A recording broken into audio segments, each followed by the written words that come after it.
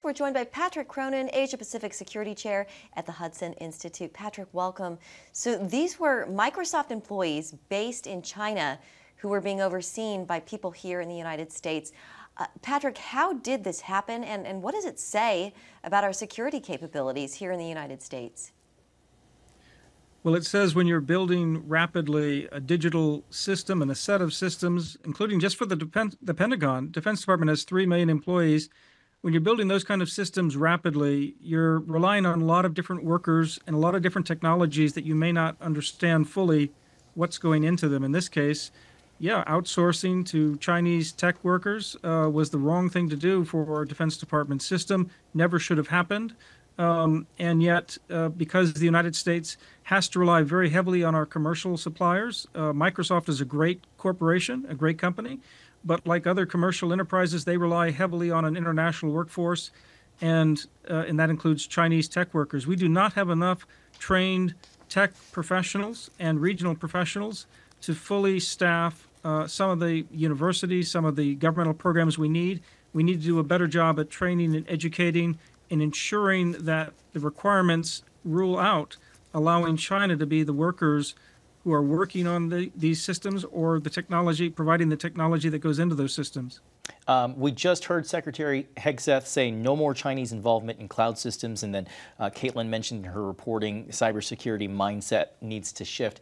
How much do you think our security systems are still at risk today?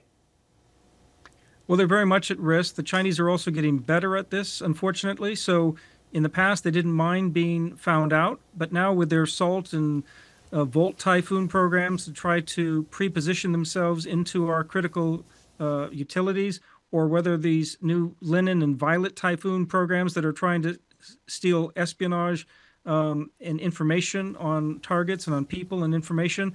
We're going to continue to find these in future systems as well, not because of this contractor problem, but because they're able to exploit software, because they're able to hack into different systems, they're able to exploit individuals. And this is part of the geostrategic competition with China. We have to do a better job.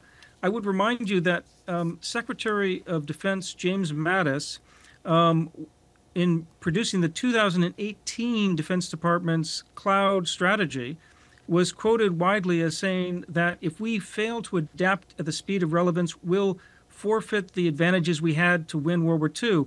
It's that mentality that we're running right now in the artificial intelligence race with China.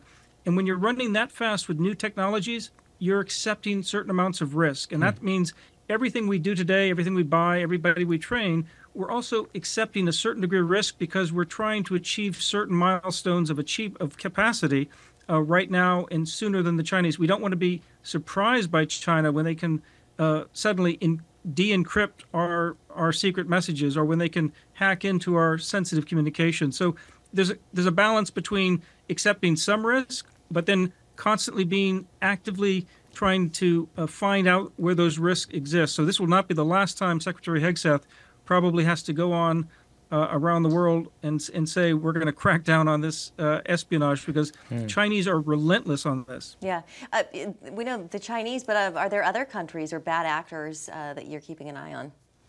Well, yes, the whole CRINC axis of upheaval, if you will, in terms of China, Russia, Iran, North Korea, they're the most likely bad actors.